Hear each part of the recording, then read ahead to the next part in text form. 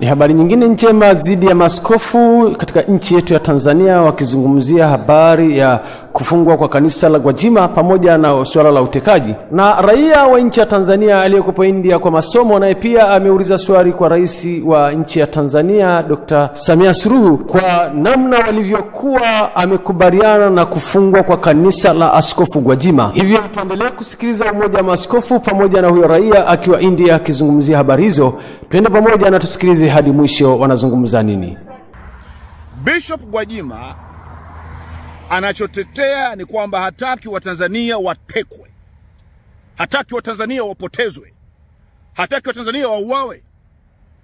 Rais Samia anamtafuta mtu ambaye anatetea uhai wa Watanzania. Maana yake kwamba ni yeye Rais Samia anahusika na uuaji na upotevu na utekaji wa Watanzania katika nchi yetu.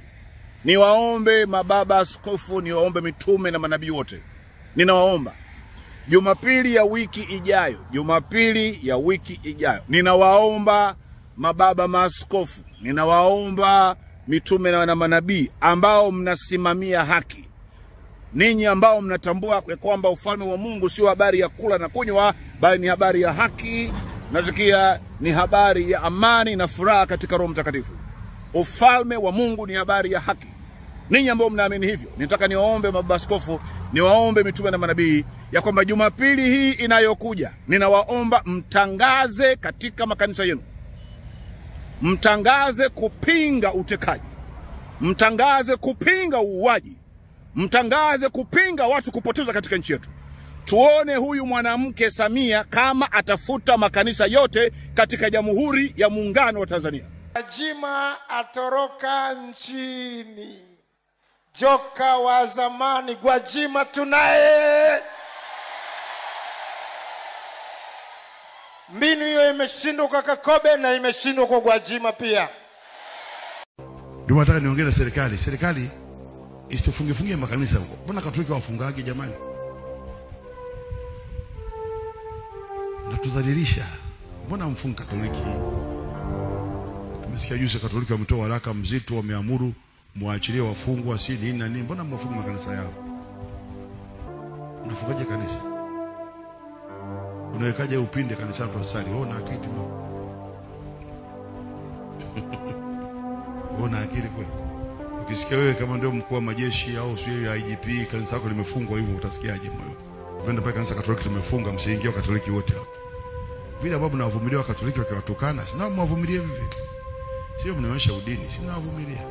Natafuta namna ya kumshika mzee upako mwenyewe. Upinde, bwana wewe, mambo gani haya mnafanya? Nikaje upinde kwenye makanisa? Nyie mkimshika Gwajima tu mwenyewe. Mimi naongelea kufunga kanisa. Kwa nini funga kanisa? Tafuteni namna huyo mtumiwa wenu. Waacheni watu waendelee kusali. Wale wanaosali ni innocent. Kama tena huyo tu. Ni kibali kwa kanisa kuziambia mamlaka za dunia kwamba mateso na kifo havifai tena, watafute njia nyingine. Mimi nawaambia mifumo ya uonevu ikiruhusiwa kushamiri, hakuna ambaye hawezi kuonewa. Hata rais wetu anaweza siku moja akaonewa. Ana nguvu, rais kwa mujibu wa katiba ana nguvu sana, ana mamlaka. Lakini kuna siku anaweza kuonewa. Na anaweza akaonewa hata kabla hajatoka madarakani. Imeeleza moja ya sababu ambazo walizogundua za watu kutekwa na kupotea ni serikali imeunda vyombo vingi vya ukamataji wa raia kwa kiwango ambacho hata baadhi ya mamlaka ambazo ziko kikatiba zenye majukumu yao kama jeshi la polisi havifahamu hivyo vyombo. Ripoti inasema hivyo. Lakini inasema kipengele cha pili kwamba kuna mahabusu nyingi ambazo za kuwaweka hawa watu wanaotekwa kwa kiwango ambacho hata jeshi la polisi hawazijui. Kwa hivyo ni rahisi sana sisi kufanya utafiti na tukaweza kujua kwamba kwa kweli huyu ndo mtuhumiwa namba moja katika swala hili la utekaji na mauaji yanaendelea Tanzania. Halafu tuishauri serikali ni hatua gani ambazo zichukuliwe kwa ajili ya usalama wa raia na maisha yetu.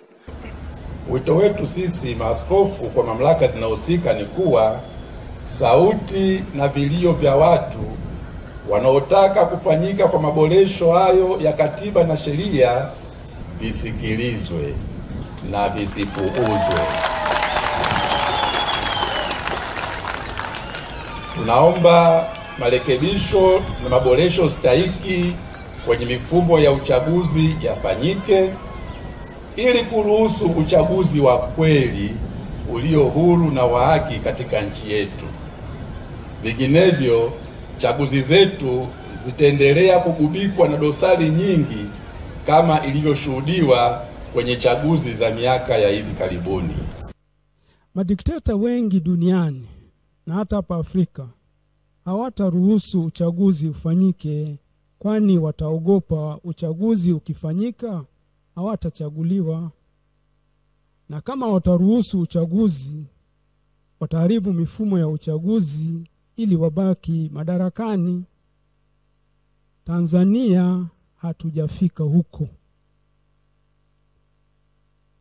Watu wasipochagua kwa uhuru, demokrasia itakufa. Kasoro zilizojitokeza zinapaswa kurekebishwa haraka. Hivi kweli Askofu Gwajima amefanya kosa gani? Askofu Gwajima amefanya kosa gani? Yaani Askofu Gwajima anapodai ya kwamba Tanzania kuna watu wanatekwa, kupotezwa na kuuawa, hilo ndio kosa lake? Nakuuliza Rais Samia, hilo ndio kosa la Askofu Gwajima? Ndio kosa la Askofu Gwajima ya kwamba anadai Watanzania wasiuawe? Askofu Gwajima anakemea watekaji, alafu wewe Mheshimiwa Rais unaona ya kwamba amefanya jambo la hatari sana kwa usalama wa taifa? Kweli? Ni kweli ya kwamba kauli ya Mheshimiwa Bishop Gwajima inahatarisha usalama wa taifa? Kweli? Au inahatarisha usalama wako? Mheshimiwa Rais, ninashangaa, sijui unafikiria kwa kutumia akili gani. Ninashangaa sana. Okay. Kwa hiyo yale maneno ya Askofu Gwajima ya kutaka Watanzania wasitekwe, yani akina mama wasilie machozi kwa sababu watoto wao wamepotezwa, wazazi wasilie machozi, watoto wasilie machozi kwa sababu wazazi wao wamepotezwa, kama wazazi wao akina Ali Kibao wamepotezwa, wasilie machozi. Kauli yake ya kutaka kuwafanya Watanzania wasilie machozi imekuudhi sana wewe Mheshimiwa Rais. Yaani umekasirika sana. Kwa hiyo wewe unachotaka ni kwamba Watanzania waendelee kulia machozi. Ndicho ambacho unataka. Na ndio sababu umechagua kufunga kanisa lake. Hebu nikuulize swali. Hivi kama Mheshimiwa Gwajima angekuwa ni shehe mwenye makanisa 2000 nchi nzima, yani kila mkoa yani ni shehe mwenye misikiti, shehe mwenye misikiti nchi nzima, ni shehe mwenye misikiti nchi nzima. Kwa hiyo kila mkoa, kila wilaya kuna msikiti wa Shehe Gwajima. Kama Gwajima angekuwa ni shehe, ungefunga misikiti? Nakuuliza Rais Samia, kama shehe angekuwa Gwajima angekuwa ni shehe, je, misikiti yake nchi nzima ungeifunga? Hivi kwa nini Mheshimiwa Rais unatumia upole wa Watanzania kama kitu cha kukanyaga na kuponda? Kiburi hicho umekitoa wapi? Cha kuponda na kukanyaga upole na unyenyekevu walionao wa Kristo. Na hapa nataka nichukue nafasi hii kuwashukuru sana mashehe wote wenye akili zao waliolaani kitendo chako cha kumfungia Gwajima kanisa lake. Tunao mashehe ambao mimi nasema ni mashehe ambao si mashehe wa dini ya Kiislamu. Hapana, hawa ni mashehe wa dini ya Mwenyezi Mungu. Kuna tofauti kubwa sana kati ya mashehe wa dini ya Kiislamu na mashehe wa dini ya Mwenyezi Mungu.